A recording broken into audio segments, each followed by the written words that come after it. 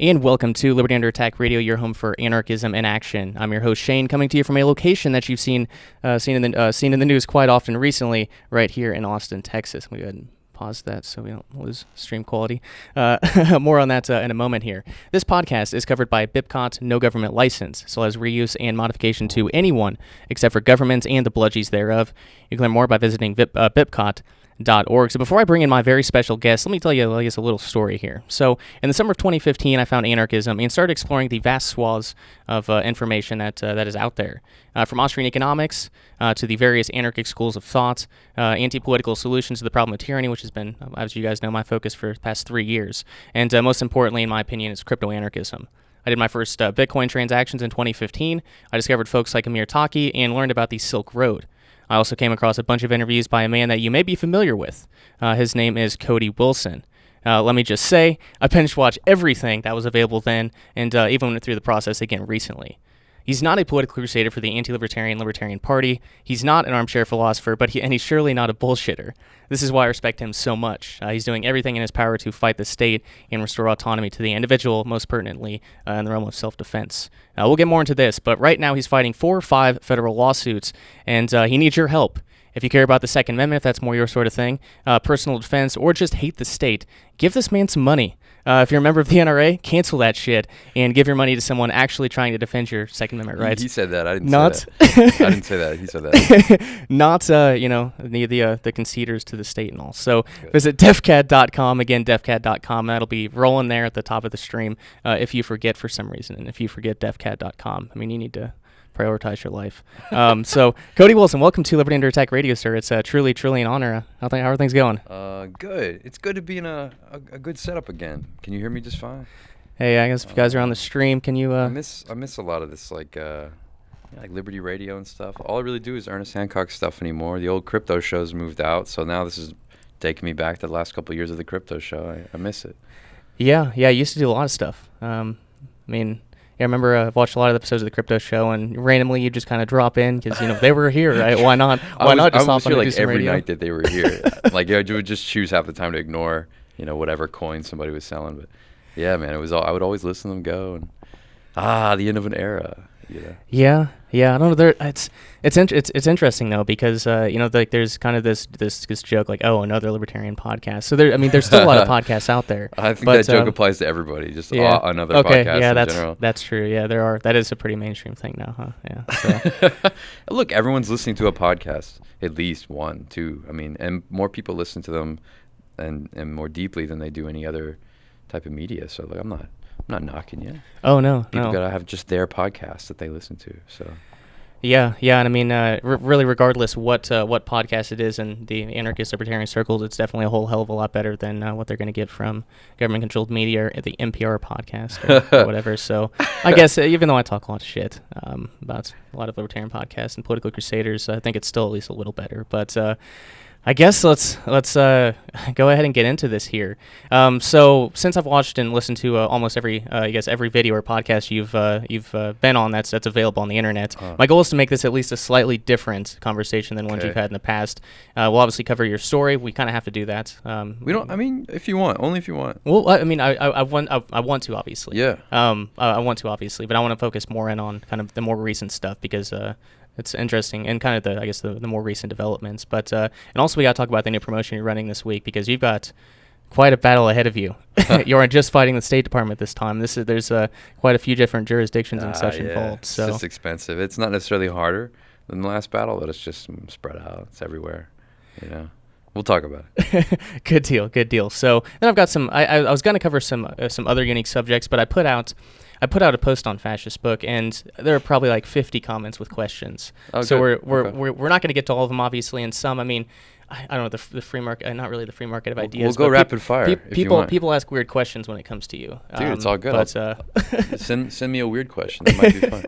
We'll definitely get to quite a few listener questions because there's a lot of good ones. So I guess why don't you go ahead and start by providing a brief synopsis of kind of what's the past 5 years of what you've been doing, your battles and all that, and then let's get more into kind of more recent events about what you're kind of facing right now. What's a summary of my conflict with the powers that be? Yeah. Is this what you're asking? Yeah, basically, yeah. Yeah.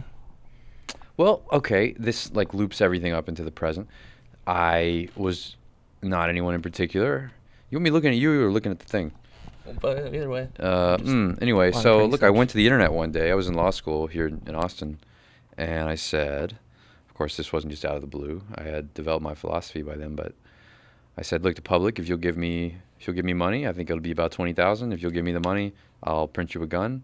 And I think I won't just print the gun, right? I think it's kind of like WikiLeaks for guns. I'll give you the file, and I think what we will have created will be the first downloadable gun that can like be made on one machine.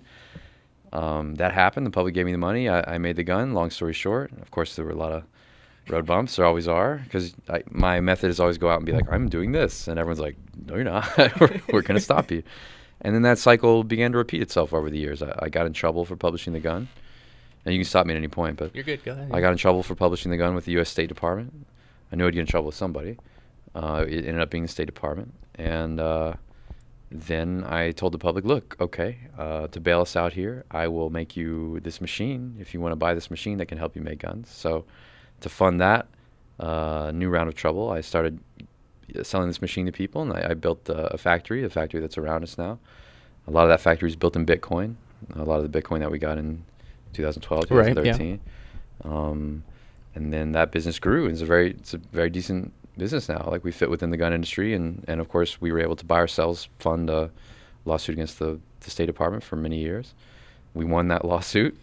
Very briefly, huh? Well, look, winning is winning, and so Yeah, technically true. I've still won. And you know what? Let me get this thing. Hold on. For sure. Yeah. This just came in the mail. What do we got here? This just came in the mail the other day, so I don't know if anyone at home can see this, but this is my actual original license from the U.S. State Department. Yeah, I can't see the camera. There it is. Yeah, so that's on State Department letterhead there. And this is the football. So everybody and their dog got real mad at me about having this. This is a license from the U.S. State Department to not just publish my stuff online, but basically it contains a modification of these rules called the ITAR, and it allows any type of gun data, blueprints, whatever, to be posted online. And the public can do it, I can do it, everybody can do it. And of course, states had never really thought about this in terms of a problem that defeats gun control in their minds. Like, what the fuck, the internet can beat gun control? And so they begin to accept my actual terms of the debate. I got out in the press and I said, hey, gun control is over now. Yep. Congratulations. Thanks for playing. a lot of butthurt leftists. It's all part of the show. And anyway, so look, the enemy didn't just accept that. They didn't just lay down. I'm now being sued in 4 different federal venues right now by something like 20 states. That's like, crazy. It's like 20 with an asterisk. But and what on like strange claims? You can't even really define them. Like Pennsylvania's suing me under the Gun Control Act, which, look, to someone at home that might sound like plausible, but it's like not even a legal claim that a state can bring. So like of course you can win these things, like but you can't stop anyone from suing you. Anybody can just come into court and cost you a ton of money, and that's what they're doing here. They're looking for any claim they can get, any way that they can stop or interrupt what has happened there with that letter and with the federal government. Because now they're in a terrible situation where not only am I the defendant in some of these cases, but the federal government is the defendant as well. And the states are having to ask federal judges for power to overcome the decisions of the federal government, which of course. See, and that's the strange part here, because I guess as far as I understand it, you're alongside, I guess, the State Department. Like, they're suing like Defense Distributed and the State Department here. So you guys are kind of. They're suing the DOJ. All right. Like, look, I'm not telling tales out of school here, but like, we get less time at oral arguments because the main defendant arguing in all these is the Department of Justice, and they're on our side, right? Because some anarchists, right, where it's like we're fighting over a license given to us from the feds, and the feds are standing up there in court all day being like, yeah, this is legal, right? Like, you finally get the tyrant to fight itself, you know. And when I see these states, this is what's crazy about this Washington action. They make at the end, they make a 10th Amendment argument, states' rights argument, essentially. Oh, man, yeah, that's good. They make a 10th Amendment, liberal states making a 10th Amendment argument. And I go, what the fuck? Like, I want the states When to win now? when did they care about states' rights when it actually kind of Well, when it was hold actually on. applicable? It's like I'm sitting there being like, well, I guess I hope they win. Like, right? Like, finally breaking some federal supremacy up or something. So it's like I can't, in a sense, I feel like I can't even lose. You're finally getting these two powers to tango over rules of their own particular tyrannies, if you will. There's not really going to be a bad outcome, other than, well, there's always bad outcomes, so I'll take that back. But it's fun to watch. It's like I'm just sitting on the sidelines, being like, damn, I guess I really broke your government here. And that, yeah, so you've got as you said, kind of these leftists arguing for states' rights, which they've never really done before. You've got I guess they never do it. No, It's the bottom of the never. barrel So I approach. mean, so it's and I remember, and this is going a little ways back, but it was like probably would have been 2013 or 2014 when you're giving a talk, like a guest lecture at your college. It's like it's on YouTube. If you guys haven't watched that, go watch it. It's fascinating. Long time. I think you're like 23 or 24 at that Yeah, time. I'm talking too fast in it. I was just so excited. Well, I understand why. But I remember you kind of talking about back then that you were basically like the First Amendment, the leftists, like there's no restrictions to that, like there cannot be any restrictions, and you kind of use the Second Amendment in the same way and kind of attack it with this, I guess, the same sort of commitment, I guess, if that makes sense. Yeah. But it's really interesting kind of the way you're doing this. I remember in the interview you did with J.W. Weatherman, was it J.W.? I think it was, where I mean you're basically, I don't know. It's interesting to watch. It's hard to kind of describe, but you're like they're kind of flipping their positions. You can really tell they're unprincipled. Like they're unprincipled to the core. Of course, because now, well, look, I mean, it's obvious, right? Watch where they are on the issues, and to see, this is what's been some of like the real beauty of it for me, to see like the Brady group and these other groups out there being like, well, of course we support your right to go buy a gun. No one's challenging that. It's like, you dirty dogs. Like, we all know that you don't want that. But we're so far into your territory in this. We've pushed so far into your own comfort and like sense of encapsulation of the problem that like now you have to go out there and be like, look, we're NRA Americans just like the rest of you. But downloading guns, whoa, So you get them to turn right around on it. It's beautiful. Yeah, it is. It really is. It really is. And I don't know. I guess my strategy with what I do is different. But I mean, it's with you are just I don't know. I don't know if you ever took any marketing classes in college or anything, or God no, or like God no. The marketing, or I guess the public relations that you do is just I don't know. It's you've been on every single major news network. What public relations? Let's be honest. It's awful. Like, the public hates me. I just saw the polling on this. It's like it's like 80% of the public hates what we do, and I think the only thing here is like, yeah, you can see this. Like, I mean, I kind of enjoy that. Like it's okay every now and then to be like, look, it doesn't matter what you think about this. This is just what it's going to be, because it's related to people's own relationship with technology. Like,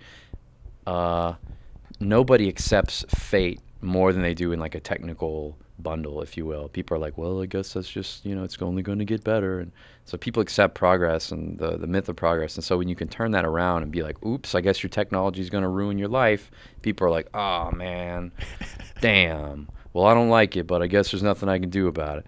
And look, I like punishing the mass consciousness this way.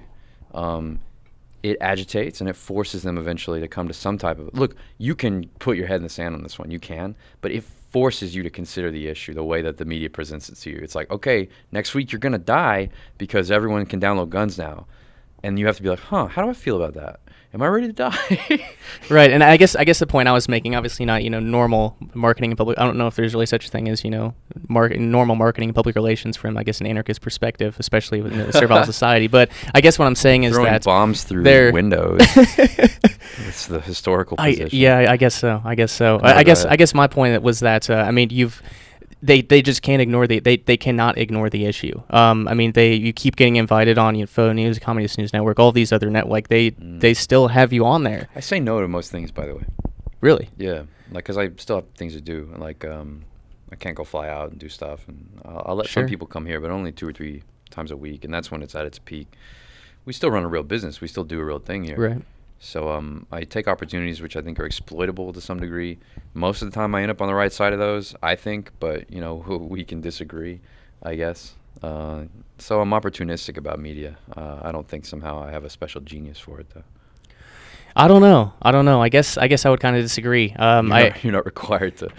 I know, but like whenever you go on, I mean, mainstream media. I stopped watching, government controlled media back when I was like, even when I was a constitutionalist. I just kind of, because I was a conspiracist back at that time. So obviously it was the 5 companies that control the media. Why would I watch it? Well, but now it's even I guess now it's even worse than that though, because it's just boring. I mean, it's not real journalism, obviously, but it's just all logical fallacies on both sides. And you go on there. And I mean, it's like a breath of fresh air. Like, okay, finally some intelligence on these networks. No. Well, look, kind of you to say, but you know how difficult it is to actually get any point at all in some of these prepared and produced packages. I'll sit here all day with somebody and just give them condensed line after line. You know what I mean? Like, I really think about it. I really try to package it, and I really try to make it difficult to avoid. Now, every now and then, like something like CBS, they'll just show you 13 minutes of that shit unedited. Or lightly edited, and that's cool. But mostly, like, ABC will come in here, and I'll hit him for 15 minutes with good shit.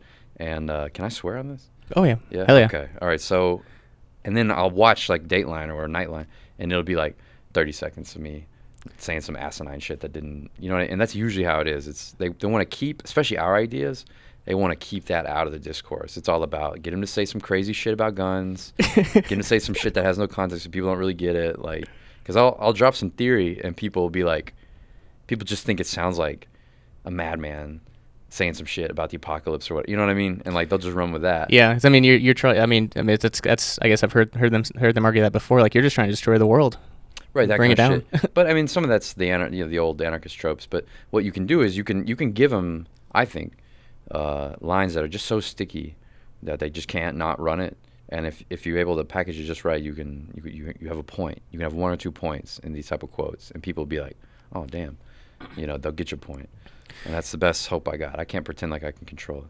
Yeah, I can tell you put a lot of thought into it. I mean, there were just some of those like, especially like the Fox News Sunday one and a couple other ones. I mean, you put out like in just a short amount of time, and 10, 15 seconds quote. I mean, there's some really pretty powerful stuff. I prepped one answer for that Fox News Sunday interview. Because everybody and their dog, when it's a question of speech, it's like when the question is speech, like in the discourse, it's always like, well, but you can't yell fire in a crowded theater. That's not even the quote. The quote is you can't falsely yell fire in a crowded theater, which gives it an entirely different idea. And even then, that's bad law. You can falsely yell fire in a crowded theater. Like, you can make false statements, knowingly false statements that cause harm, and these are actually still protected by the First Amendment. Like, the whole doctrine is wrong, and it serves some weird social point about like, well, censorship's okay, which is like all it boils down to. It's like, well, yeah, we have the First Amendment, but we still censor things, and that's okay, and that's all that little dogmatic point serves to do in the discourse. So I knew no matter where I go, I get hit with that when we're talking about the First Amendment because of all these battles about campus and all this stuff. So right. I knew Chris had hit me with that. I just knew it. So I prepped some stuff on him. But the rest of it, yeah, it's just free flow. Just go for it. Right on. Very good. So I guess let's go ahead and just let's talk a little bit about obviously you've had a problem over the years of being pushed out of the mainstream financial systems and basically, banned off most platforms, or they're able to do it. And recently was Shopify. And Yeah. I want to mention that because your tweets going after Toby, as I think his name is, just fantastic. Did he ever respond to you, by the way? Nah. Was I unkind to Toby? Toby. Bitch made blog post. Oh my God, Toby. Yeah, I got one more thing for him. But look, I mean, dead horses and all that. So, guys, it's just like, why is every CEO in Silicon Valley and these other places, I know he's in Canada, but like, why are they all like the same type of humanoid? This bizarre beta, like, new male creature, balding. I can't quite, but like this oppressive politeness. I can't even give you the personality. Do you know what I'm saying? Like this false, this artificial presentation of of openness and right, like he writes a blog post about like, oh, the freedom of speech and it's so beautiful and like, we're an idealistic company here at Shopify, blah blah blah. But no, behind that, just like they're like icons, It's just a facade. They're avatars of liberalism, and like, I mean, normal, like the neoliberal condition, they present a facade of like ideas and like comedy and all this like this nice shit, but what they actually are is ruthless businessmen, just like cogs in a larger economic machine, and they will ruthlessly make decisions that totally violate any idea, if it means any type of turbulence, and they'll then enforce that with a kind of strictness and like terror of consensus. I bet everyone at Shopify is scared to talk about what Shopify did, because these are the kinds of cultures that these liberal conditions create. You're scared of losing your job for disagreeing with Toby for what he did. Toby isn't even going to talk about it. And I've had years of this stuff. MakerBot did the same thing. When we started printing guns and putting gun files up on Thingiverse, Bree Pettis' rule was like, don't talk to me and don't let the press talk to me about printed guns. Now, this guy holds himself out as like fun time, happy little clown of the maker movement, right? Whoa, gee whiz, look at my crazy hair, like I'm freewheeling. I'm just a spontaneous guy. No, he was a ruthless, dictatorial little micromanager at his company, and he kept the fucking iron rule with these hipsters and these New Yorkers and stuff. I'm over answering this point, but it's like it's this clown that keeps stepping up in front of me and getting knocked down. And of course he doesn't feel like he can talk, because he has a million lawyers and a board and all these people, like this is not a real human being. So why have a blog about how you have ideas? You don't. Yeah, that's a good point. Just saying. Look, sorry, it gets to me good. sometimes. You're good. No, I completely understand. Yeah, I mean, I can imagine it's frustrating and kind of hard to run a business. I'm not bitter. I hate to come back and be like, oh no, look, Toby sucks. And look, I was on another platform the next day. Do you know what I mean? Right. Another platform the next day. And what they did after me, and they didn't even know what to do with me. They just kicked me off. They didn't come up with a reason. But then the next week, they started telling every firearms maker on Shopify, hey, we changed our rules. You're off the platform. They jettisoned the entirety of my culture, in essence, of our culture and industry, from their platform. Because what? Because I won a lawsuit, and like this stuff that I do became legal. It wasn't that, oh, okay, well now it's bad, now it's illegal, and we gotta no, it was like it became expressly legal, and there was no way around it, right? And then all this stuff about Shopify is like this whole blog post. As long as it's the law, we're all for lawful commerce. No, you're not. And they facilitate a ton of the marijuana industry, right? Like, so even there, they're backwards. And just like we were talking about earlier about look who your enemy is by how he'll switch his position. Right. So Shopify is actually against expressly legal commerce, for illegal commerce, and they can't justify why. Right? No, they can't. No, you can't. It's hard to rationalize contradictory positions. Well, but we know why. Of course, you and I know why. Yeah. It's because they're an interested party. They have a position in the culture wars, and worse, they believe that they can govern these culture wars. They believe that they have a role in mediating your access to things, your experience of the material world. This is crazy. You run a website to help people buy shit online. You have no role in the public discourse, right? But you elect yourself that power. And every one of these goddamn CEOs do this. Like Mark Zuckerberg, you can't share links to my website and these other websites. Code is free speech, yeah. You can't share the link. Nope. You can't put it in Messenger. All these people on Facebook. Is this Facebook? This is YouTube, but okay, this is YouTube. Yeah, I see it. If you're on Facebook right now, can they be watching this on Facebook through YouTube?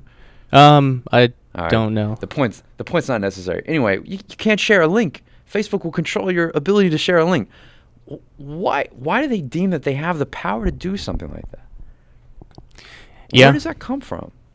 Yeah, that's a good point. I attribute it some, at least, to, like there was the, obviously with, Alex Jones being booted off Fascist Book and other platforms, and there's kind of this argument that, these are private companies, they can do what they want. I understand that point to a degree, but I mean, they're not really just private companies. It's more like public-private partnerships. Look, I forgot we're on a libertarian podcast. Look, agreed. Facebook's a private company. Fine. Never said they weren't. All right? Shopify, private company. But here's where I'm going to get you, Mr. ANCAP. No, I wasn't. Yep. No, I was not you. Okay, not you. Me. Okay, go ahead. Yeah, Mr. General ANCAP. Well, what's the problem? David Hort, Potters and these other guys are out there in the press being like, when Alex Jones got booted off, like, this isn't a problem, nothing to see here. obviously the overall problem is that these platforms have become incredibly large and basically constitute the commons. Yeah. I get that. But in the case, like I have special cases. I'm a large company. I'm a larger business than most. It's slightly larger than a small business.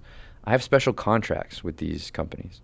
I had a big contract with Shopify. This wasn't just like, hey, I signed up and here's our terms or whatever on our website. Check them. No, I have my own special terms. They violated this contract, and I have every right to seek compensation for this breach. This is contract theory, right? We're all good Right. libertarians. So, I'm not going to be kowtowed by this whole, like, well, they can do whatever the fuck they want. No, they can't. They signed a contract with me. We renewed in April. All right? Sure. Yeah. Yeah. It's a little different case. It's a little different case. Like, yeah, you said you have a special contract with them, but I mean, the only contract, users of Fascist Book have or Twatter is basically just, the terms and conditions that no one ever reads. So. Agreed. Look, should you, Yeah. I'm on Twitter, right? I'm a fool for that. But, like, luckily I got off of Facebook many years ago. But to some degree, we have a presence there. Like, our companies have some pages and things. Sure. But all that place is, and we all know it, it's a data combine. Yeah. All you're doing is selling shit to advertisers and credit bureaus and stuff when you do that. It's their right to do what they will with it. I understand. And the only thing we're going to do to change that is to change the financial incentives. And I don't just mean like, call people and you make your own platform. No. I really think it's things like Bitcoin, it's things like crypto, it's crypto in the browser, it's micropayments, it's exchange at the level of the browser and how you experience the internet, and perhaps in a new mechanism like that with encryption, we begin to force these people, even YouTube, to make different decisions. They can't just choose to boot you. There's not a consortium of interests and trusts that have the financial power to afford that. Right. I guess disincentivize them for making these decisions in some sort of manner. That's my only thought, though. I don't really have a good thought about it. I don't know. It's hard to think about. These are massive companies, and I mean, a lot of people make a lot of money off Facebook ads and all. I mean, and it's where everyone is. It's a tough. It's a But you saw tough place. You saw Facebook lose. I mean, yeah, it's recovered, but when their last, I don't know, like earnings came out, they lost what, like a 20-30% of their market cap or something. Mm-hmm. Wow, in like a couple of days. So they're still vulnerable, and they're still, at the end of the day, like, what the hell is Facebook? Like. And plus, I mean, how many more users can they actually? I mean, the way you've, I guess at least how they've done it so far is that more users, more revenue. How many more users can they possibly gain? And, like they're pretty much capped out. In the United States, they've point. been flat for years. I think since 2015, they haven't really had new user acquisitions in the United States. So they've had to push in all these territories. And, great. Well, they own Instagram, and Instagram is doing very well. Okay, cool, because it cloned some Snapchat features. But look, you can only you can only ride these. Everything lasts in a fiat world much longer than it should, right? We can talk about why things will break, but they never do. And as long as there's fiat money, a lot of fiat things can persist, and I won't make any predictions. But I could see why, just like MySpace, eventually Facebook it's not cool. People won't use it. Yeah, and I've heard this. I don't know if it's actually true, but apparently a lot of, I guess, would it be Gen Zers aren't even on Facebook because their grandparents are on there. So I mean, I can imagine I can't imagine these major platforms being. I mean, they'll still be around, but I don't know, like something better has to come. I know of Facebook board members. I mean, like I know the things that they worry about, and yeah, you can see that there's just nobody below a certain age joining anymore. It's 50% of younger millennials, as I understand it. 50%. I mean, that ain't what you want to see. At the same time, incredible penetration, incredible market power, but some of their new business, like their best business executives are leaving. And anyway, I don't know why I'm talking about the fate of Facebook, but like all things, right? This too will end. And I think really like the big game is the game of like Google's model, which is like, let me just get all your shit. Let me just get all your data. And Apple's model, which is like, okay, I'm gonna allow you some end-to-end encryption. Like Google isn't gonna be able to read your text messages from your phone, and neither is law enforcement. And in the browser, right, Safari has these very interesting features where they don't share data. So there's this battle between Google and Apple, and I like that tension. So it's like the big giants themselves might force a break in a direction that might advantage us. But of course, this is probably wishful thinking. Maybe, yeah, yeah. But let's go ahead and move on to. I want to move on to I guess just another, I guess, kind of related subject here.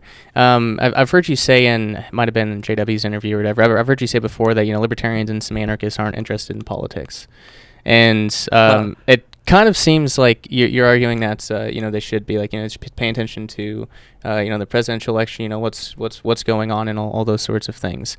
I mean. Could you kind of speak to that? Why should anarchists and libertarians Actually, care about politics? Normally when I say, yeah, I'd have to have you like replay that comment to me Sure. for me to know it specifically. But normally when I say things like that, because it is a theme for me now, I mean it in like in Schmitt's sense, like the theoretical sense, like the nature of the political and traditional theory. That's what I thought. Yeah. It's like it's about making friend-enemy distinctions, and of course libertarianism is simply, as it's enunciated online and everything, it's been pushed into this territory of, well, live and let live, non-aggression principle, open borders and all this stuff. And that doesn't really allow you to orient yourself toward any particular politics. Now, you can say libertarianism is a politics. Maybe. But mostly it's a way of, like, I see it, like, in modern terms, as like it's a layer. It sits on top of whatever a dominant culture is. And so then you can see what I mean. And this is what Amir is interested in, too. We're actually interested in the sets of practices and received traditions and rituals and politics that are inherent in groups of people and communities that libertarianism really doesn't have. It pretends, movement libertarianism pretends, 2%, 3% of the population will slowly convince people that this is a culture. It's not. Libertarianism is often a feature of particular cultures and is a Western outgrowth that can be useful in some. But anyway, what I'm trying to say is in that comment that there are dimensions to your philosophy or philosophies beyond your philosophy that might better be integrated into your life so that you could be a more full human being. So you're basically just saying, I guess in one sense, in order to defeat your enemy, you have to know your enemy, and that's understanding, Sure, I guess, sure. that not necessarily. Maybe. Not necessarily the political games and all the lobbying and the political crusading itself, but just understanding the nature of power and its control. Yeah, maybe if you want, like, I don't even specifically mean the great horse race that is, every 2-3 years in American politics. I don't mean that. I do, to some degree, mean like having a realistic sense of what the conduits of power are in this country, of course. But look, I'm like you, in probably that sense. Like, I don't vote, right? I don't even vote in, like, local stuff. I probably should, but I don't. I don't like state organs. I try not to imbue them with any significance or power. I try not to have the state in any aspect of my life other than where it's needed. Right. I know that's funny to say because I'm probably, like, the most involved in the state of any major anarchist. At this point, it's got to be, right? I mean, what anarchist has got, ladies and gentlemen, I just couldn't be more proud of this special license from the State Department. What anarchist has got this? This is unique in fucking history, man. I know you're just looking at copier paper, all right? And that's what Texas this is. Significant, yeah. There's nothing here. It's just a lie, yes. But at the same time, 20 states in the union would sue over this thing. So I'm happy to pursue things like that. I got a license with the ATF, a manufacturer's license there. I'm involved in all kinds of things in the Commerce Department and stuff that's not, it's kind of boring to talk about. So I'm very involved in the state as like a industrial player or whatever and a political player. But look, I'm participating in a Homeland Security investigation right now. Every quarter or two, I'll have some type of subpoena or investigation I got to participate. The state is in my life, right? But that's only because I want to help push the state out of other people's lives. Yeah. So, like, I am just infested with state action and concerns. And maybe that affects some of my commentary at the end of the day. But there are people out there now who have my machinery, right, with no serial numbers on it. You're right. Who are making guns with no serial numbers on them, who no one knows about, no one's going to ever talk to. I think that's a nice trade-off. I gave people that, like, in a way that it didn't really exist before. And I think that's fucking dope, man.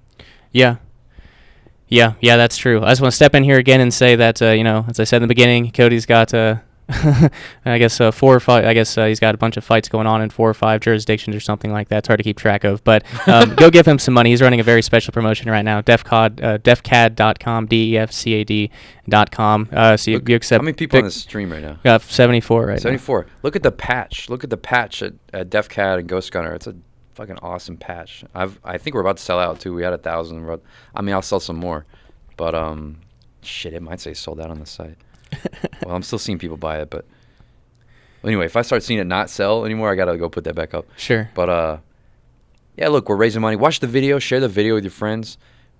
This is a fight, not about like, look, LA, give me money, poor me. I'm trying to communicate to people that this is no longer just my little conflict. Okay? Do you want me to just take over like this? Yeah. Go for it. Yeah. Talking about the promo. Yeah, go for it. The thing is, like, talk about it. And why did I choose to do it this way? Like, I haven't publicly raised money in years, like 4 or 5 years probably, and I don't like to do it.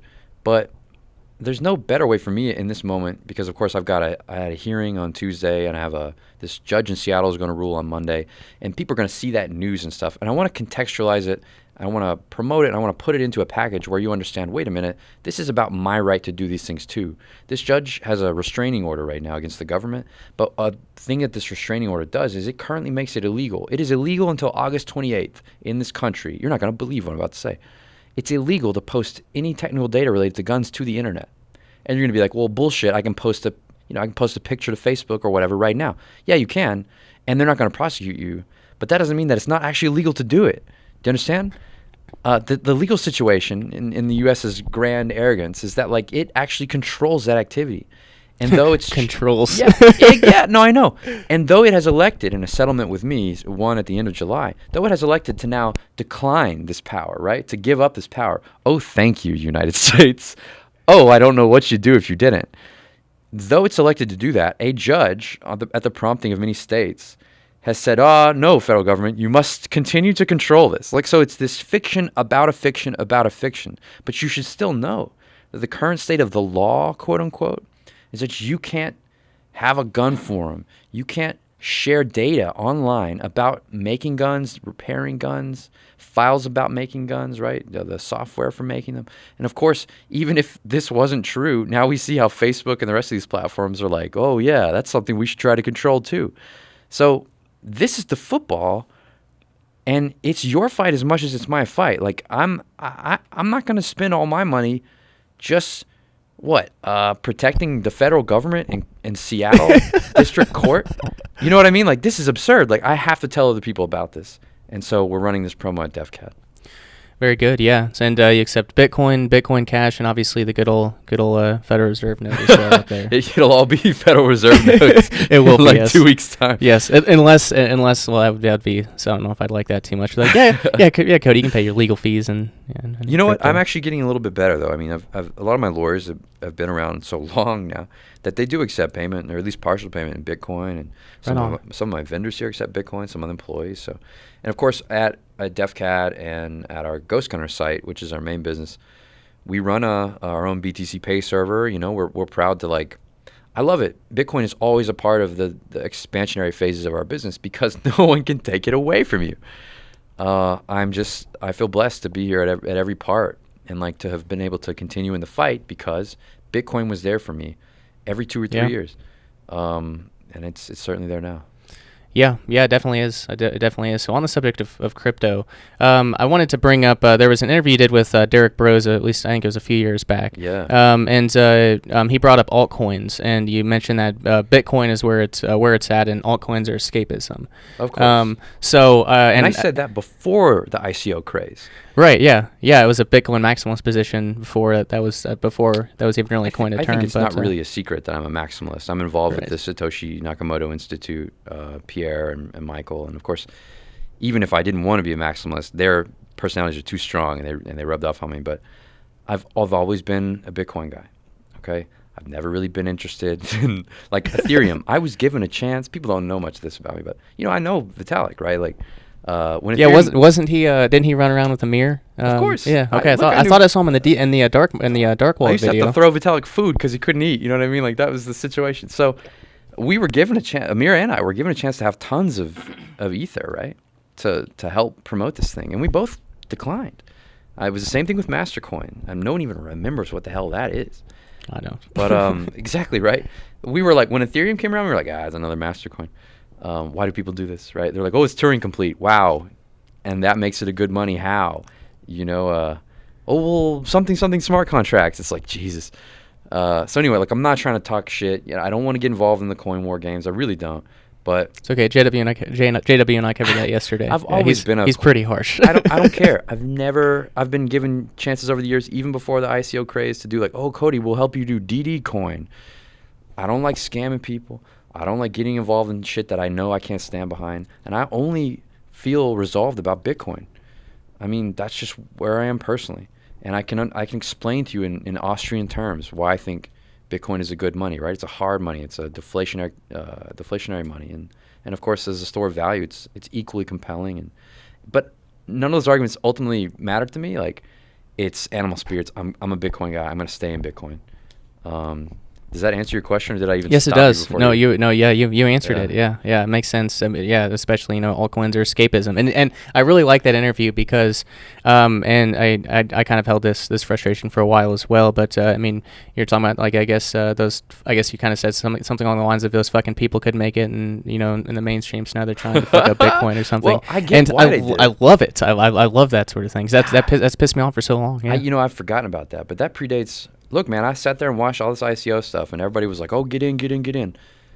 No, I'm not gonna. And I understood too that like you can get in one of these and you can make real money if you sell in like 30 minutes. I mean, yes, and that's why people did it. And to some degree, like I can't blame people for if you know you can make money on some insider knowledge. Are you gonna not do it? Like I'm not gonna stand here in total judgment of you, but unfortunately, that's not compelling. It's not really honest either. And it's a lot of like fear of missing out. Like, oh no, what's the next Bitcoin? No, see, I'm sorry. That's how a like VC scammer thinks. Like that's not what we're trying to build here is an actual monetary revolution. We want to undermine the state. We don't want to waste a bunch of dumb money. Maybe we do. Of course, the Bitcoin maximalist position evolved. It was like, well, let the ICOs bloom. It all comes back to Bitcoin anyway. Yeah. That's not wrong. But again, like why indulge people in reckless diversion when so much infrastructure, right? And for years we were trying to build infrastructure in the privacy and the fluidity and the easy transfer and use of Bitcoin. Build there. That's where it is. And I think that's what I meant with Derek. It's like, look, it's happening here in Bitcoin. Build here, stay here in Bitcoin. Still feel that way. Yeah. I'm starting to come more around towards that position. And I mean, hey, the only reason I've got like decent Bitcoin is because we have accepted in our business in Bitcoin for many years, right? Yeah. Years and years and years. 10% of my sales have always been in Bitcoin. That's 13, 14, 15, 16. You understand? Like, we've done well. And gun sellers and other people here in Austin have accepted Bitcoin as well for all that time. And stay here. Allow people to buy your products in Bitcoin. Like, I don't know. I'm over answering again, but You're good. No, I agree. And I guess my main concern with Bitcoin, I guess before I really understood it all too well, was that it didn't seem to be too good on privacy.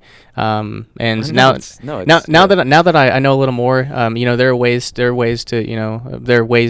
It's not just as it's not super easy thing to do, but you can have some decent privacy on Bitcoin. That's why for a while until. I guess I don't know. I still like it, but maybe I'll have to do some more thinking about it. But that's why I've liked Monero is because it's of course. Hey, look, let me take the opportunity to I'm not going to knock. Look, and I watched Dark Coin become, Dash and everything or whatever. I've watched a lot of this grow up and like, good. Like Amir's the same way too. We're fine with people developing projects and like Monero's interesting. Zcash is great. Zuko, great guy. Like really cool things. Really smart people doing excellent stuff. The papers and like snarks and all that stuff. Great. Okay. So that's a slightly separate conversation. But I mean, all of these people even will tell you, well, what we're really doing is building for Bitcoin. Yeah. And any great innovations that happen in the altcoin space. Although a lot of Bitcoin maximals say that you're just taking what's good in Bitcoin and making it worse. But if there are any developments in altcoins that could be applied to Bitcoin, then that's I shouldn't be considered really like an authority on these questions. But at the same time, I'm in a lot of these developer groups as a passive participant, of course, on lists and chats. And I watch a lot of the developments in privacy specifically right now because that's kind of my legacy position in the space, although long forgotten at this point. But, Amir and I and other people and privacy researchers around the world have always tried to develop different concepts in what we call Bitcoin dark wallet. And again, long forgotten, but I actually it would have been probably, oh, was it when I lived here, or was it? I think it was. Yeah, it might have been in the past few months. I know it was probably 4 or 5 months ago. I actually installed the Chrome plugin, so I wasn't sure. I was like, oh my gosh, there's actually. I guess I didn't even know there was an alpha or beta out. But I guess it's not, nothing's really happening. Yeah, I with got it. to like beta 8. No, not that nothing happened, but that the main developers left, and of course Amir famously left for Syria to go fight ISIS or whatever. And of course you can't. You don't have a project without Amir, but. I started Ghost Gunner in my lawsuit against the State Department. But Amir is back in the game. But I think at this point, perhaps it's not the best time to talk about it. Not in this interview, not at this time. But there's all kinds of interesting things happening on that front. Sure. So I guess we're about 46 minutes in. I want to get to some of these listener questions. So, Sure. All right. So Jared asks, and we've got a lot of them.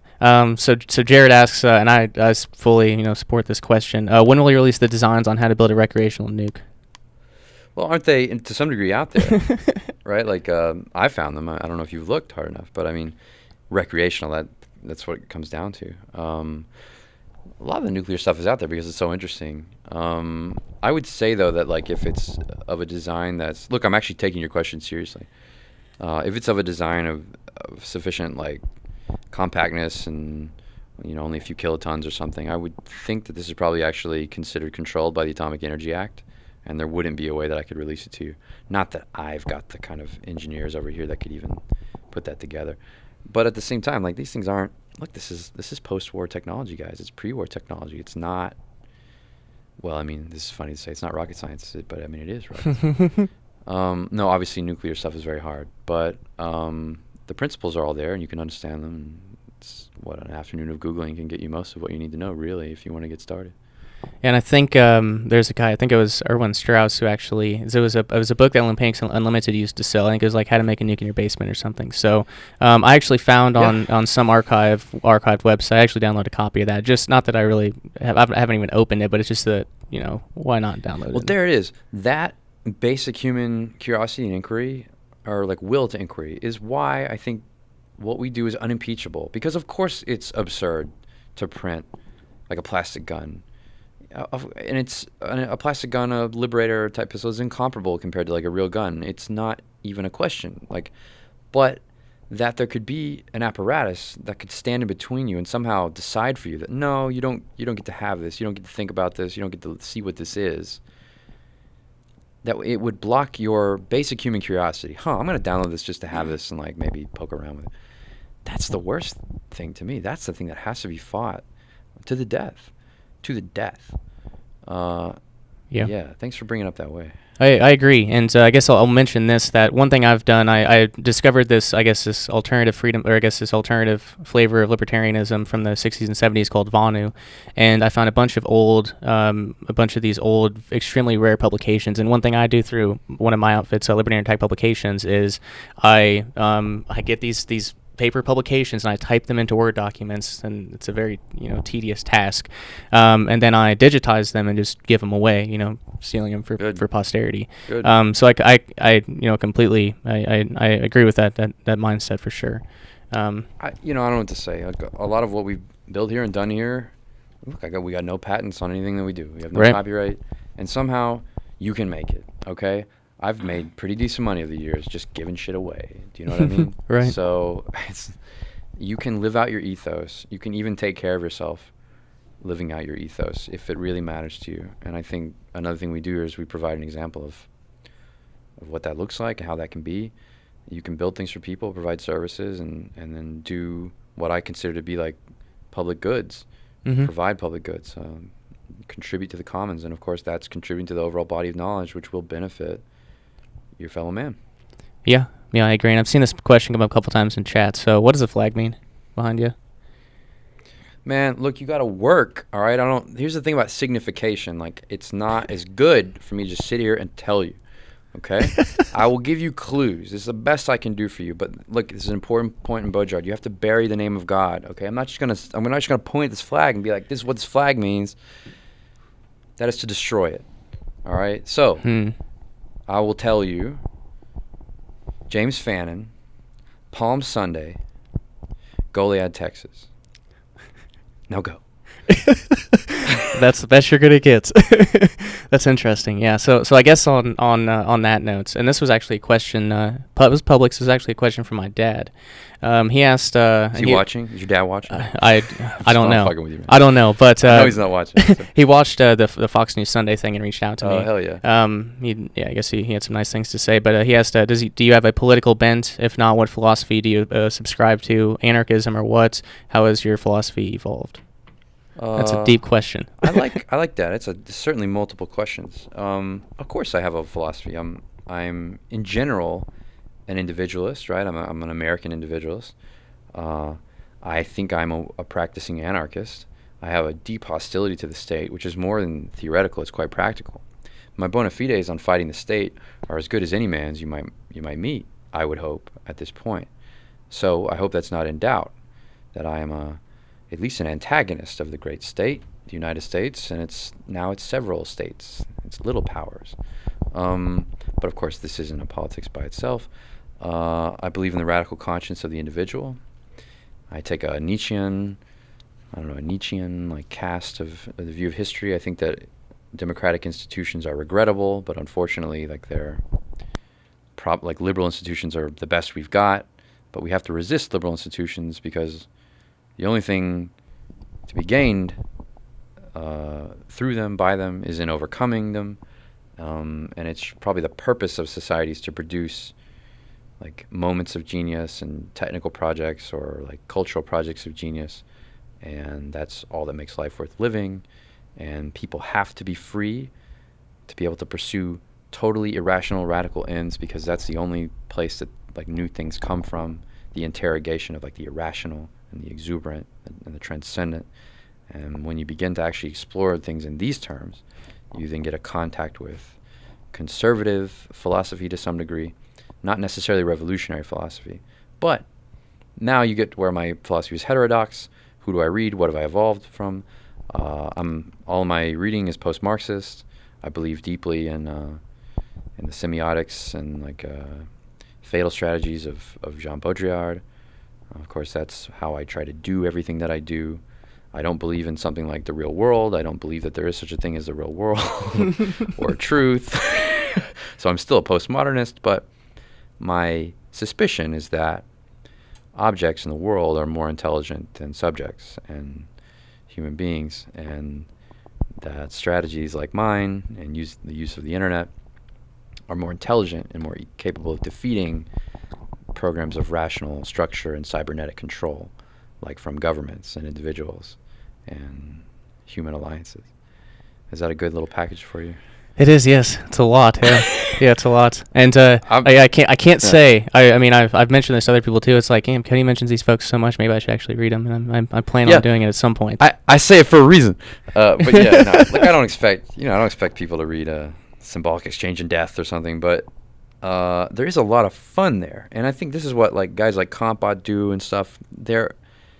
Kampot's whole like German idealism thing, like what he's trying to do there is he's trying to say, look, there's poetry that's better than theory anyway, or that is indeed the best theory. Like knock yourself out of this constant, like what did Rothbard say about this? Like it's not bad, but you don't have to live your life according to like an express rule book. You have to make an artistic project and a poetic project of some of these things, because that's what it is to live, which is the point of these political games that we play. Not to like have the best resume of opinion or something, but to be in a position for action and creation. Conflict, which is of course, and crisis and dread, which are like things that humans have active interests in. Now this is something that's not admitted in mainstream libertarian theory. Very interesting. Very interesting. Yeah, I need to do some more reading. So I've been so immersed in I guess the old Vania publications. I'm not. Everybody that comes through this door and works here did their time in, Let's Talk Liberty and Mises and Hayek, and like you got to have that, right? And some of the best stuff from Hayek, like the conceit of knowledge, and these ideas that, like, no, you can't plan the world. You have to understand that there are these meta efficient structures, like there are markets, there are unconscious forces, right? And like to some degree, like there are, well, look, I don't want to keep going on this, but like people, you got to have that foundation before you can do like interesting stuff. So yeah, spend your time in liberty, fine. But know that like you don't have to top out there. And peaceful parenting isn't the final answer to all questions. Yes, I certainly agree with that. I certainly agree with that. Let's see here. So I guess we'll do a few more questions. I guess more kind of the rapid style. So Eric asked, and apparently this is from your book, which I still need to read. Cool. Are you planning to continue work on the urea converter? Which I guess that's the. I think about that thing all the time. I think about that thing all the time because like it's always a joke in conversations, and of course the point of technology is to make all jokes and metaphors, real or like no longer funny. So of course someone's going to do it. I guarantee you there's probably some survivalist company that's already done something like this. There's enough of these handheld water filters and stuff. Why not a handheld piss filter? Or I bet you it's the chemistry at the end of the day. I think when we last looked at this, when we last looked at it, it's actually, you got to pee a lot as a human being to get like any urea that really matters. But what we did look at was dogs. That like apparently the ratios are much better in dog piss. So if you just like have a special place where your dog can pee, maybe that's how you can stockpile the chemical. It's supposed to be it's supposed to make explosives out of urine, right? That's the idea. Yeah. What's the chemical precursor for gunpowder? Well, anyway, it comes from urea, and I think what happens is every time you have the dog conversation, like it's funny, and then you're like, but it's just too impractical. Like it's not, you lose people in translate. Like if you peed into it and you did it, that's terrifying, and like people will get it. But if it's your dog, it's like, you've lost me. So you looked at it, and I guess any further developments on that, or is it just something that's kind of interesting? I think I gave you the most. Okay, like we did some chemical stuff with it, but it was like the kind of napkin sketch on it was like, yeah, this is dumb. Fair enough. But it may not be dumb, right? Like not a lot of us are chemists. Like we have guys who wear hats that they shouldn't have. Like I have a material science guy who always wants to do, like electrical stuff. And then I have an electrical engineer who always wants to do mechanical engineering. And like everybody always wants to do something else. For me, I don't pretend that I'm a chemist or anything, but I do like to pretend that I understand, understand fundamental questions like this when I'm sure that I don't. It's always an excuse to just go learning, right? Like, right, yeah, why not? When I go to the UT library, that's a problem, right? Like people should be worried when I walk in there because my research. What are you gonna come out with? Are like, all right, how much dog piss? Can we metalize plastics? Like I go with a purpose, and people should do that more. Like you should go to these places with a purpose. You'd be like, I'm gonna fucking answer a question today, like question that matters. Nah, I'm being too goofy probably, but that is how I think about it. No, that's awesome. That's awesome. So I guess just a couple more here. Jason, who's actually here, and I've seen him post a couple times. Jason. Do you intend to make Ghost Gunner into a full-on tabletop milling machine capable of creating AR, AK 308 lowers and uppers from a solid block of aluminum, not just from 80% lowers? Okay, I get this question a lot. Will Ghost Gunner become like a full-service CNC? Probably not, because like the innovation is that it's about as cheap a 3-axis CNC as you can make, especially stateside, and you really have a strong limitations in a 3-axis, and it's a horizontal mill too. We'd have to make it a real workable mill for everything. You'd have to make it a vertical mill. Now we have ideas. We're prototyping, of course, 2 or 3 different versions of a new mill, and have been for some time. But no, to actually make a lot of these things from just a block requires 4-axis and often 5-axis stuff, 3D work as I understand it, and that begins to limit your available workspace tremendously. Like, so you take your footprint, and as you add axes, you just really lose available workspace. So like I've got a big 3-axis CNC in there that you saw. Mm-hmm. That's a big one, but It's 3 axes, and it's only you only have, well, I can't really do it on the camera. You don't have a ton of workspace. And if I was to add up that 4th axis, which I have, it's to cut it down even more, to where like you can't do everything that you think you can do. You need a machine. I think I'm really, really over answering this, but to make a full gun on like on a CNC, you need a really big machine. You still need one, and I can't do that for you in a small little bread box footprint. Can't do it. Right. I can't. You can. There you go. So I guess we'll just last 2 questions if that's okay. Yeah. Well, let me say one other thing. Sure, go for it. That doesn't mean that like somehow, well, we've reached what Ghost Gunner's going to be. We're always going to improve the product. And I think, look, we don't even have a coolant system. It's great. You can do all this kind of stuff. There's no coolant. You can engrave with it. Like I'll always be developing applications for it in 3 axis. And like I said, we might go vertical, and we might end up adding some interesting things, maybe even a 4th axis at some point. But now we're talking about years down the road. And you still have to make it an affordable, viable platform for people. So remember, every axis you add is tons of complexity and error and build up and of tolerances and stuff. Like it's already hard enough to make it as it is. So I just want to express that I've certainly thought about questions like that, and I know that politically, people are going to eventually make 80% in certain states at least illegal, and it will become necessary for us to have the technical means to take a block of aluminum and fashion perhaps a full receiver out of it. I understand this problem, and me and better people than me are working on it. Very good. So I guess this let's see here. So Chris asked, and this has been asked a few times, are you worried that what happened to Ross Ulbricht could eventually happen to you? Well, sure. I mean, you have to at least be mature about it, right? But if the state's going to move against you, it's going to move against you. Now, that doesn't mean that you need to be reckless, of course. I'm awful careful, you guys. And even my degree of care and control ultimately won't be enough if they get mad enough, right? There will always be something. I'm a large enough company now. I have CPAs. I have, they can get you anytime they want on tax stuff, right? We all know that. But I've done what I hope is the best any man can do. So I hope when they do get me, and I've said this before in remarks, like I hope when they finally do get me that it's obvious that they were, they just made it up. I don't go out of my way to make it easy. Now, Ross's particular case, right? I mean, say what you will about what he did, and I've certainly been a great defender of his. But it was illegal. And a feature of our activism here is that we are able to always be on this side of illegal, right? It's always legal. Now, they can come into court and sue me, right? But what are you going to do? It's legal. What are you going to do? And they have to change that.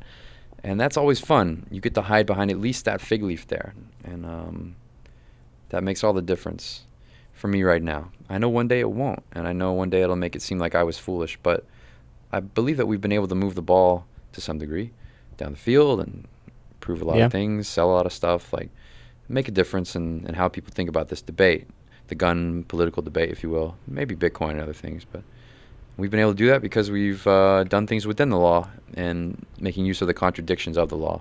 Ross wanted to be a man outside the law, and that has its own set of risks.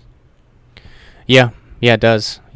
And I mean, with what you guys have accomplished, like a Ghost Gunner, and obviously, I guess the 3D printed gun. I think you've said this before. It was more kind of showing that this is possible. This is possible when the technology gets better. I mean, gun control's already dead, but when the technology gets better and you can actually 3D print full ARs and stuff, like it's going to be a problem for a lot of folks. I love it. You said it the way I said it. Like this is going to be a problem. Now, do I believe that 3D printing one day will be a complete set of technologies where you'll just literally 3D print like an AR-15 or something at home? No, not really. I'm not committed to that. And I've certainly seen the limitations of the technology over the years. But some set of technologies for digital fabrication, we all know that that's what's up. And it's all computer-aided design, computer-aided manufacture. We all understand that that's how it's going to be. So when you're able to take a 3D printer that, like people in 2013 and stuff, man, they didn't know what that was. They never heard of that shit. And the first time they see that, they hear, I can make a gun on this. That does something. That does something to their relationship to technology and their relationship to liberalism, really, which tells them that the progress of technology is always the progress of morality or the progress of society. When you see a technology begin to do something that it wasn't destined to do, it doesn't matter to me that this prophecy about, one day you can 3D print an AR-15. All I have to do is say that, because your religious belief in technology itself, your technical relationship in society, takes you the rest of the way. The nightmare scenario is already complete in your mind. I don't have to be right about the future of 3D printing. The disaster happened in that mere demuestration. I think that's just a more ridiculous way of saying a more eloquent way of said, saying what I said. Yeah, very much more eloquent. But it's all happening philosophically. It's all happening like in communicative, strategic terms. Like, I'm telling you that, sorry, your religion's wrong. Your God is false. Like, that's what's happening there. And the rest of it, it's all props. And the Liberator is an excellent example of that. It was a toy gun, right? It's a prop gun. Yeah, and it's funny just to watch. I mean, all of the freaking out over. Again, I kind of view it as more of a philosophical thing, but just to watch, the leftists go insane, like, oh my gosh, people are going to ship schools with this. They're going to, bring one on a plane and just mass murder a bunch of people. It's like, you don't understand how this thing works, do you? But good that they don't. Right. Because if they did, there's nothing there. Right. We rely upon. Yes, they have sincere feeling, but we rely upon their sincere ignorance. Their relationship to their government, to the society, to the law, and to technology is as an infant to his parents or something, right? Like, they don't know. They know less about, like, there's these examples of when there were these rounds of eclipses last year. Or you remember the big eclipse that like went all like nationwide? It was like I forget what they called it. The blood moon, or was it? It's like that complete eclipse. It was like that total eclipse that went across the nation. There were these stories nationwide of people putting like sunscreen in their eyes. Okay, like there are the average man like is more profoundly ignorant about his relation, like about what his institutions and his technologies, about what they are and about how they work, than the average man of a couple hundred years ago. Right? Like, you live in a more mystical and religious relationship to your institutions and your technologies than men before you. And this can be a part of the libertarian, the digital libertarian's activism. Use their ignorance against them, basically?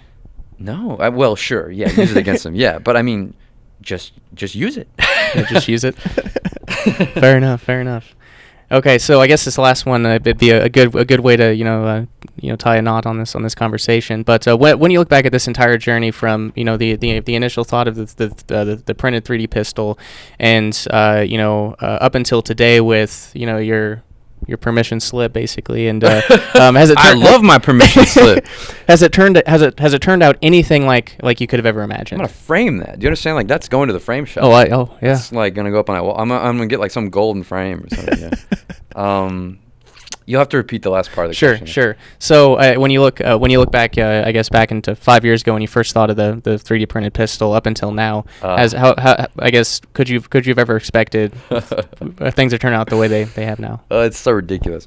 I mean, sure. Like, that's why I started. I was like, I'm gonna kill gun control. but who thinks that, right? I mean, so of course I didn't feel that this was completely imminent and true in this way. But I had an intuition about it. Now, I had a conversation with like I don't know, like let's say like a famous industrialist type recently, and I was describing something to him. I was like, I'm doing this thing, and it's not anything here, but I'm doing this other thing. And I was telling him, like, look, in 5 years, I think this thing's going to be like this. And he goes, I don't know, that's too big. And I go, well, look, man, if I came into your office 5 years ago and said, all right, I'm going to print out this like fake gun, and then in 5 years, gun control will be dead. And like, I'm going to use this fake gun, and it's just going to like ruin, like it's just going to like destroy all the laws on guns. And you would have told me the same thing. You'd have been like, nah, that's too big. Do you know what I mean? Like, yeah. So I think in these terms, I think about like these fractal potentials and like what can build out of, like gathering steam. What can just roll into the next thing? How can you snowball? I guarantee you, I can do more damage with that piece of paper there, that license from the State Department. I can do more with that thing. I mean, that's ridiculous. It's ridiculous. So yeah, this is going to be very painful. Sorry that I broke all your governments, like I said at the beginning of this thing, right? Like, you were going to have, if you're living in New York State, you're living in California or something, I mean, you were going to have the worst laws on guns in 3 or 4 years' time, because, like, I'm not going to, like, let up. I'm just going to, like, stop what I'm doing. And there's more people that get brave because of what I do. They get in behind me and make money on it and, like, sell versions of it. And, we're not going to quit. Right. And it's going to force, look, I don't want to say civil war conditions, but this country is not at a consensus position on guns like it is on like marijuana or something. You're going to have hard state, like I got like New Jersey, the state of New Jersey. They go into Chancery Court in Newark and tell the judge, Your Honor, there's this website in Texas and it violates our state laws here in New Jersey on public nuisance or something. There's going to be states trying to commit like corporate and state war against like the other legal activities of other states. And this is a conflict scenario. All right? Like this is interesting. Let's see where this goes. Yeah. Yeah, that's a good point.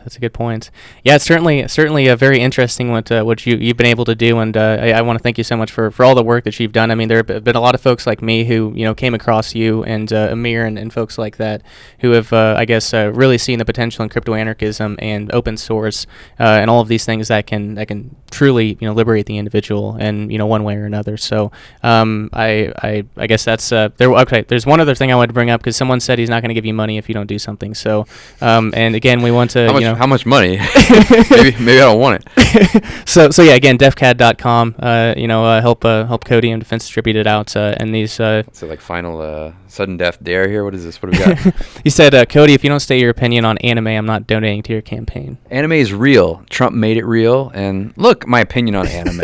I'm as hopeless as the rest of you. All right, I love Cowboy Bebop. I love the themes of Cowboy Bebop. I came up on all that Toonami shit like the rest of you guys did. What do you think? I was somehow like in Alaska when all that was happening? Like I love Dragon Ball Z like the rest of you. Like this shouldn't be some great secret. I'm in on all the memes. I mean, I know what the hell you're talking about out there. I loved Attack on Titan. I watched that a couple years ago, right? I mean, I keep up with certain manga sometimes. Look, not a lot. I have a real job, unlike you cretins, you basement dwellers. But I liked One Punch Man, and I've given you more than you need at this point to understand that like anime's fine. Go and was be well. Was that like an inside joke question or something? Watch your anime. What do you mean? Well, I don't know. I don't know. Do I like anime? Yeah, I love anime. I love. Look, I'm an otaku like the rest of you. Of course I love anime. But like I don't have much time for it, and I don't make it a feature of my identity because I'm not an idiot, and I have other things to do. Okay. Fair enough. That was a good way to end it. Yeah, it was a good way to end it. So, Cody, thank you so much, man. It was awesome. Thanks for coming out. And yeah, I greatly appreciate it. It was a great conversation. Well, it seems like a lot of people were enjoying it. Sorry I didn't get a chance to. I didn't bring my mouse with me, so I wasn't going to lean forward the entire time. Does it have to end? Does it just need to end? I mean, we can keep talking. Are there more questions? Like, there's all these things here. Do we have to? Is there anything happening in there? I'm not sure if in that chat, but we've still. That's not even our chat. Well, this is just my Facebook where all the questions are. I don't know if there are more questions. Like if people want questions, fine. I don't really see your like attendance falling off or anything. So no. So yeah, I guess like I said, I got shit to do. But all right, guys, you got one more chance for questions. I'll try to scroll up through and find them, but yeah, get them in quick. Let's see. There's an anime question like 6 times. Another anime. What the fuck? He copy and pasted a bunch of times. Oh, I see. Let's see. Well, let me think of someone asked you, when are you going to write a book? Yes. Well, it turns out it's on Amazon. It's called Come and Take It. It was published by Simon & Schuster in the year 2016. It's been out for a little while. And you are welcome to buy. I think it's like $8 in paperback right now. It's super cheap. You can get the Kindle edition. Don't get the audiobook though. They had some NPR type guy read it out. I can barely stand my own voice, but I definitely can't stand this guy's. When am I going to write a book? Get fucked. So, okay, this next one, I like his name, Crypto Anarchy, about Bitcoin Cash specifically. So, I saw another question on there. Do you consider Bitcoin Cash an altcoin? So this might not be a good question to answer. It's not controversial to me. Like, I believe that reasonable people can disagree about this. And in fact, my own position is, of course, that I think Bitcoin, just BTC, will win. Do I consider an altcoin? By your definitions of altcoin, yeah, maybe. But remember, I was part of the Satoshi Nakamoto Institute's controversy on this. So, I was with Daniel Krawitz and everybody when we wrote about all this stuff. And, Daniel's changed his position on BCH as well. He believes that it is and isn't Bitcoin. I'm not even going to be agnostic about it, just for purposes of heuristics. The fact that I have to live in the world. I'm in team original Bitcoin, okay? BTC, that's my team. I think I said that earlier in the... So as far as I'm concerned, no, I don't have a huge interest in and the success of these other things. Now, would I be surprised if somehow Bitcoin Cash won? Not really. I've had it explained to me plenty of times. But like half the Austin crew out here, they're all Bitcoin Cash guys. So I get beat up about this all the time about, well, this is why Bitcoin Cash is going to win in 5 years. And okay, fine, maybe it'll win. I've heard the arguments, and honest to God, I can't rebut a few of them, because one, I'm not developed enough yet, like I'm not going to be developed enough on it, and the ways that I assign like why Bitcoin is important to me are really limited, and so they don't provide adequate defense against some of the better Bitcoin Cash arguments. So look, all I'm going to say is, God, it's like the fucking abortion debate. Reasonable people can disagree about it. Time will tell. Longest chain will win. Let the better coin win, as far as I'm concerned. It's the best I'm going to say. All right, very good, very good. Looks like we got a few people posting Monero donations. Is that possible? People keep asking me. Look, I'll put a Monero link, okay, guys, but it's very, very little Monero interest. So, look, shapeshift your shit or whatever. Yeah, that's probably easier, isn't it? It actually costs me money to have an infrastructure to receive these things, So it was a conscious choice not to receive Ethereum, right? Like, I actually do want to show that, like, I'm not just shilling for every coin out there, Sorry, look, if you got like 100 million in Monero, hit me up. But yeah, if it's a significant donation, if it's worth it, I guarantee you it's like $1.50. And I'm sorry, man, I'm not gonna do it.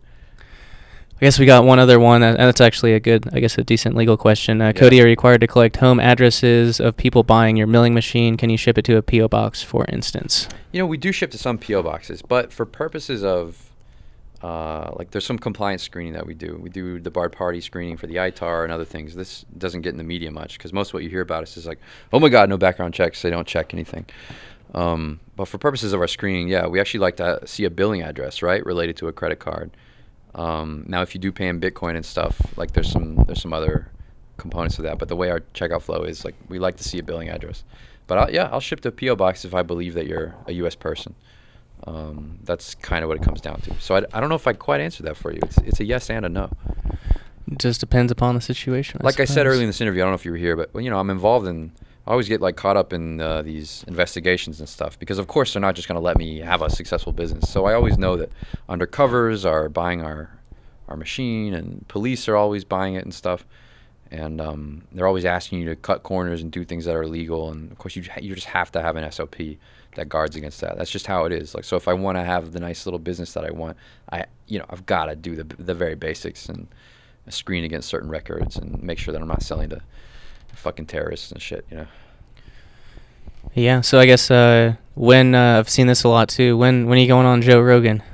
Hey man, I've been asking, and it's funny. Like back in 14, they asked me to be on. This is how. Look, I'm like over the hill in like internet activist terms, right? Like my first invitation to go on Joe Rogan was like 2014, and you didn't go on? Were you on there? No, I didn't. Okay, I didn't think so. I was busy, and not like I'm too busy for Joe Rogan. Just I was doing stuff. I was putting together. I was doing a lot of stuff in Europe at the time with Amir, and I was putting together my lawsuit, and it just never worked out. You got to like go to LA to go see Joe and everything. So we tried again in 2016, but I think what happened here is 2 years of me not being able to do it or it not working out. Just kind of like it's like when that girl flakes on you every time you try to meet up with her. You don't want to go out with her anymore. So I hit up his producer again when I saw this legal hell coming. I was like, look, I think we might want to talk about this. And that was like a full week before this shit really hit the fan. And I don't know, I got some kind of non-committal answers, and of course maybe some people saw I hit him up on Twitter. I'd love to talk to him maybe this week or next, but I can see that maybe it's not in the cards. Sorry. I'll keep trying. I'm gonna do Alex Jones. This is like not even comparable. I'm doing Alex Jones Tuesday. I'm happy about that, but it's the radio. I doubt you guys listen to radio. Well, he's on the internet too, right? You listen to the internet? No, he's kicked off. Well, doesn't he have his own platform though? He has his own website. Oh, of course, he has his own website. Yeah, but I thought you were making a joke. Oh no, I'm not that funny. See ya. Yeah, he's. Anyway, I'm excited about Alex Jones. I get to do that every few years, but not the same thing. No, well, yeah, different crowd. I mean, they both promote active conspiracies. We've all got our pet conspiracy. Sure, that's true. I mean, that Libertarian Attack would not exist if it wasn't for Bill Cooper and secret society conspiracies and such. You're not a real libertarian if you haven't gone through at least 3 or 4 extended conversations about the Illuminati and 9/11 and the truth. Yeah, we'll do more if there's more. Or whatever, man. If you got to be somewhere, let me know. Oh no, man. Nothing. I'm more worried about your time, man. You're a lot busier than I am. I'm getting feedback in my own Twitter, being like, "Dude, you talk a lot. Are you not entertained? What do you want from me, man? I mean, I'll quit if you want me to quit." No. Okay, let's see here. Are there any reports of injury due to using? I think he's talking about the Liberator. Have you heard of any injuries? No, most people that use it don't. It doesn't successfully fire. It's probably a good thing, right? Even one of my main engineers on Liberator, he's never successfully fired it. Now I probably have the best record in the world of firing a Liberator, and even that is like about 50%. That's what it comes down to. It has blown up in my hand. It has, I've suffered the wrath of Liberator. I don't think there's a lot of injury out there because it's hard to get it right. That's a good one. I don't know if. Hold on, a little trivia here. Like this, sure. These little things never get out there. One reason why the Liberator that people build and that have downloaded around the internet for many years still isn't really easy or great when you finally put it together is because we actually some of the files we put in there weren't dimensioned correctly at the last minute. We did some last minute work and it was like, oh shit, we need to fix that. But before we could fix it, we were stopped by the feds, so we never actually corrected one of the original sets of STLs. And so to this day, you make a shitty Liberator because we couldn't quite rev it in time. We had the rev files ready to go, but it was too late. So did you get them out on DefCAD before? I did. You did? Okay, I did, yeah. Good. So for 5 days, there was a slightly better Liberator, which is like ancient printed gun technology at this point. Again, I don't recommend you build it, but yeah, let me know if you do. Yeah, I guess let me ask you this because this was interesting. I saw your announcement for August 1st. I guess probably maybe beginning to middle of July, and I was like, I saw them up there. Wasn't able to download them, but I checked back every single day. I was like, which one? The on DefCAD. Yeah. So I checked back. I was like, maybe he'll release them early. I don't know. And I checked the Friday, and I was like, okay, guess I'm gonna go ahead and download all of these now. And it wasn't just 2 days later. I downloaded them all, and then I always with the Liberator pistol. When I found out about you, I was like, okay, since they don't want this out there, I'm gonna mirror it on my server. Man. Let's talk about how shitty. August 1 was just my date. I was just like, I'll put them up August 1. Nice round number. The date of my settlement, the date of performance on the settlement by the government of this it's very special license. It says July 27th. I'm gonna hold it up to the camera. It says July 27th. So you're not gonna be able to see it. Yeah, there you go. Okay, so the State Department performed on July 27th. I posted my shit July 27th. It all went online, but everybody, our enemy, was like, "Oh my God, August 1! It's 24 hours from now." The shit was online. You could download it for days, for about 5 full days in most jurisdictions. So these people were getting up in front of judges and being like, "Your Honor, tomorrow he's posting," and we would be like, we did it already," and we actually beat 3 temporary restraining order hearings that way.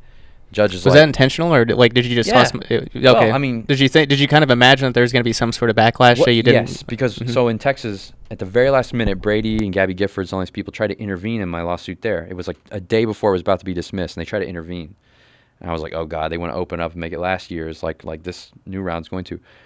And so we won that, and the State Department was going to give us our license and stuff. And so what I thought was going to happen was Brady and them were just going to make an emergency appeal to the 5th Circuit, mandamus or something like that, and that I was probably only going to have a few hours to post, So I had said August 1 back when we just announced the settlement, but what I was thinking was, if I can get this shit up now and just dedicate it to 10 files, it will prevent anybody from coming to any other court and trying to get some type of relief against me. It will be like, well, it's up, and then the files that I chose specific files. I went and you can go to grabcad.com right now and look at these files. I chose 10 files from around the internet that were already online. So I had a double layer of defense. It wasn't just that, hey, I already posted these. It was like, hey, I already posted these. Also, they've been on the internet for 10 years. Right. Right? And that worked because they would go the fucking, Attorney General of Pennsylvania gets this federal judge on on a Sunday afternoon. We have 45 minutes notice on this, and he goes, Your Honor, tomorrow they're going to post this shit. And we're like, look, 10 years old, it's already online. What do you want? And the judge is like, get the fuck out of here. And that's how it should be, right? How can you have irreparable harm on something that's been online since 2007? Yeah, that's a good point. Anyway, and we kept playing that. But of course, you can forum shop. So these AGs, they go find some judge in Seattle. It's 20 of them, and they go, look, Your Honor, we're all going to die tomorrow if you don't act right now and do exactly what we say. And he bought it. So. And I find it funny. I remember when there was only like 3 attorneys general, and you had to put IP blockers up for certain states. Oh God! Yeah. And it's so funny how I don't know if they're really this stupid, or if they just I guess they're so high unto themselves that if they put these words on a piece of paper that it's just going to wipe out all of the copies that are out there, or that if we tell Cody and Defense Distributed to put up IP blockers, they aren't going to be able to access that site. That's a win for us. It's like, you guys heard of VPNs? Like there's they can't be that stupid. Well, I guess maybe they could. They're not that stupid. It goes a step beyond that, because if they can get an order that says, okay, no one in Pennsylvania can access this site, and you go, fine, I have blocked access in Pennsylvania. They use the VPN argument on you. They go, Your Honor, my special agent of the Public Affairs Division logged on to xyzproxy.com and changed his address, changed his IP, and was still, from within a Pennsylvania address, able to access DefCAD. So they then use the VPN argument as an argument that you violated a court order, and they want to put you in jail, right? Like, they're not the person accessing through the VPN, or you? Yeah. Oh, okay. So like the Pennsylvania AG will come back and be like, oh yeah, you blocked the website, huh? Well, we use this thing called a proxy. Like they use it against you, because what they're trying to get is like a special authority to say like, well, no one in Pennsylvania can access it. So then, if anyone in Pennsylvania with any technology accesses it, you violated a federal court order. Do you understand? That makes sense. Yeah. That's hard stuff. Yeah, that's right. And I got another state playing me that way too, New Jersey, and the same way there. So I blocked the whole thing nationwide on mobile because New Jersey was playing us so hard in Chancery Court with this judge, and we knew in this hearing that we're going to be like, Your Honor, look, I can access it on my phone right now. They're violating this court's order. So look, they're playing for keeps. I mean, they are dirty. They won't give you any time. They'll use any method. And it is hard to stay out of jail with these people. I mean, they are mad, and they want you done. So I'm not, it's not all fun and games, but yes, at the end of the day, if some court says, okay, you have to block IPs, and that's our final rule, you go, well, I'll comply with the rule, Your Honor, but we all know that everyone will still access it. Yeah. Yeah, that's definitely true. So, I guess any hints? I don't know what Bob means by this, but any hints on what the contracts X and Y are? Maybe new designs. Better than new designs. I've got some really cool stuff. Now, this is why I thought the fundraiser was pretty ambitious. So, I was pretty sure we would get to X. So X is. That's the fundraiser. Okay, gotcha. Yeah. Okay, contract X and Y. Gotcha. I could do better about it, but I divided the fundraiser into 2, and roughly the first half is X, the second half is Y. And my thinking here is like, look, you're not just funding a lawsuit. Like, of course I'd have to fund this thing by myself anyway.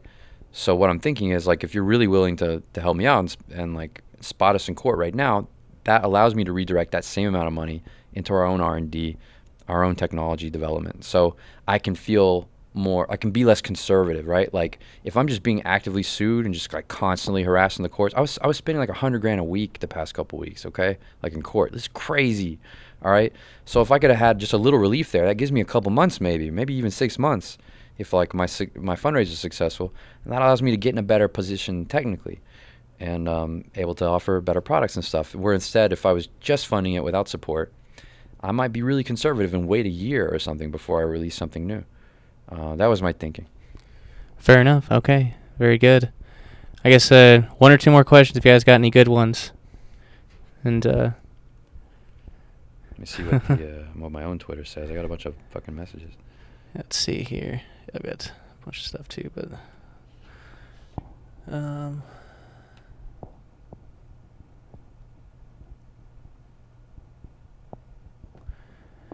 someone asked if you're I don't like this subject, but happy with the Trump presidency. I guess someone's curious. I mean, look, I'm happy in that it's not the Clinton presidency. I mean, you gotta take what you can get. I mean, no, to some degree, I think it's great because no matter like what is happening in the traditional process, if he tweets about something, that's it. And of course, his whole life is a circus, like we've just seen all week with the Manafort stuff and the Cohen stuff. So when Trump is in Trump world, you can do anything. You can get away with anything. And this was happening for me, right? Like Trump was in Trump world, and no one saw that I settled with the fucking State Department, and that gun control had died because everyone was everyone was focused on Trump. That was beautiful. But then Trump tweeted about it, and I don't know if you saw this, but Trump tweeted about 3D guns and shit, and that like fucking ruined my life. Oh yeah, that doesn't make much sense. I already spoke to the NRA. Oh my god, it destroyed my life. You guys, like, I thought I knew what press was, and like I thought I knew what stress and stuff. Like, oh my god, when Trump puts you on blast, the whole world like is right there on top. I had like camera crews just like running up in here and stuff. And, uninvited. People find my phone number because my phone number is just out there. I have phone calls from major media every 30 seconds all around the world, constantly. Every BBC, every world service, every just up in my life, and I'm trying to run a business. Hold on. I'm also getting sued. Like when this happened, I had 2 TRO hearings that day, one in the morning, one in the afternoon, right? I'm actively getting sued by 20 states. I'm being put on blast by Trump. I did that CBS interview where I'm like yelling at the guy or whatever for like 10 minutes. I did that during all of that. Trump tweeted that morning. Like, that was a hard day. And Trump took it to the next dimension. Like I was telling people, I was like seeing sounds. I was like tasting colors and shit, man. It was crazy. So, yeah, Trump is good when he doesn't affect your life. Yes, yeah, when he doesn't, yeah. And when he giveth and he taketh away. Oh, that's a good way to put it. No, well, hold on. Let me answer like a more substantial way. Look, I prefer Kavanaugh on the court. Like, I prefer that direction. So I don't think he's totally fucked it up yet. I think they'll still have Supreme Court hearings. And if they do, with Gorsuch and Kavanaugh, I think that's pretty important for like the Second Amendment. So for a generation or so, the Second Amendment's been preserved even against the kind of overall liberal tide of the Obama presidency and stuff. And I think with Kavanaugh, we have a reasonable chance of defeating assault weapons bans and getting carry and all these other things. These are practical things that I think matter and probably allow another 20, 30 good years before there's major inroads made against your right to keep and bear arms again. So, yeah. Fair enough. And this one's an easy. I guess let me see if there's any. We'll do one more. I don't want to keep you too long. It's whatever. What time is it? 10:20. How long have we been going? Hour and 33 minutes. Wow. All right, that's probably enough for you. Let's see if there's any other really good questions. That one's an easy one to address. There's no all plastic design because there's the firing pin, right? Right now, there's no all plastic printable design, but printable is the key word because these printed plastics like ABS and the engineered nylons, they don't really have the hardness necessary to do like firing pins. And a firing pin is one of the final things. It's difficult to do a firing pin. And we did a lot of debate back about like should it be just a metal centered firing pin, should it be a ceramic printed firing pin? But all those ended up being a little too exotic, so we ended up using like nails and shit.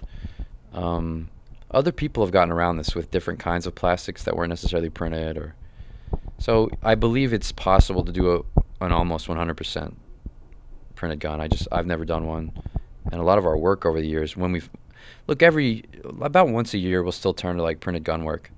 And we've used lots of really cool printers, and I save this. Like I always think that there'll be some moment of peace where I'm not being sued by like a million people, where I can begin to showcase some of the stuff we've done over the years in that vein. So though we haven't pursued 100% printable designs, like we've pursued really, really interesting stuff, extraction, semi-automatics, magazine-fed stuff, and composite gun concepts, which like are very interesting, and I think become like the points of further exploration and development. And it always surprises me that like I don't really see other people out there doing that yet, but at the same time I get it because those printers still aren't that affordable. We're talking about $10,000 to $20,000 printers still. In some cases $50,000. It's still a little too much for some guy at home to be working with. But I think all that will come out. Very good. Yeah, so I guess what are 3D printers, practical for now? Like, is there anything that's, common, generally used that's valuable that 3D printers can pretty much handle, or is it still a little too early? Oh, well, I did actually hear that. Is that a question there, or is that your? No, that was just me. That's you? They supplement normal processes. So let's say, like, you saw my manufacturing floor today. Let's say I need a spacer, or I need to rapidly prototype some type of fixture or something, like in my own applications. A printer is very useful for that, because you can sketch that up and get that printed in like a day, and less than if you just need simple shapes.